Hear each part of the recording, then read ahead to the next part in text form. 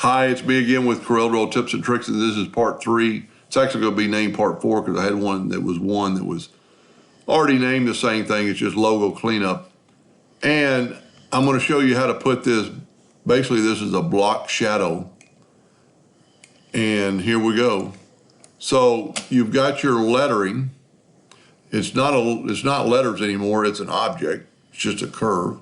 Go down here to your drop shadow flyout and hit block shadow, and then try to move it perpendicular just a little bit so you won't have any at the bottom. Then go up to go to object and break the block shadow apart. Then grab the block shadow, it's going to be the outer side, and make it a lighter color. So now we have a shadow, and then right click an outline. So it actually has an outline around it. Now the letters aren't perfect because they weren't perfect. And I'm maybe a little bit more than the original logo. So that's something you've got to kind of play with. And, you know, if I backed up here, maybe we'll just make it less.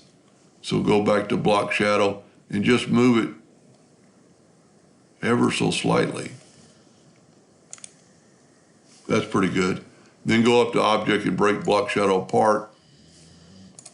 Take the block shadow part and make it a light gray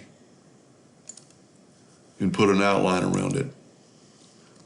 Now, see, and I messed up because I went down a little bit. So you need to make sure you stay perpendicular with it. Let's do it one more time and I'll try to maybe actually go up a little bit with it. So you can kind of see what it's going to be. Then go up to object, break block shadow apart.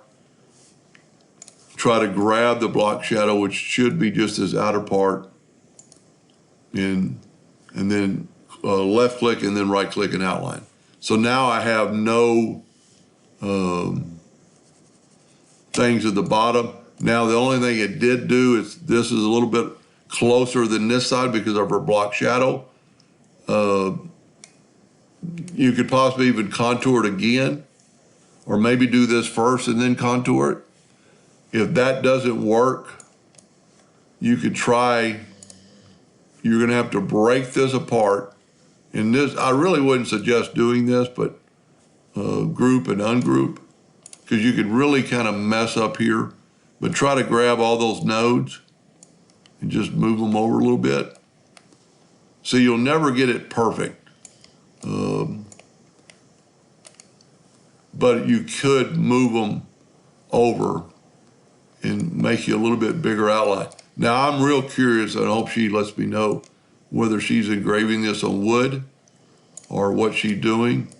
Because if you're engraving on wood, there's a few tricks I could point out to make this look a lot better. But that doesn't look half bad. That is pretty much like this logo. Of course, that has a black background, which you would probably not want to do with a logo itself. Anyway, hope that helped a little bit. Thank you for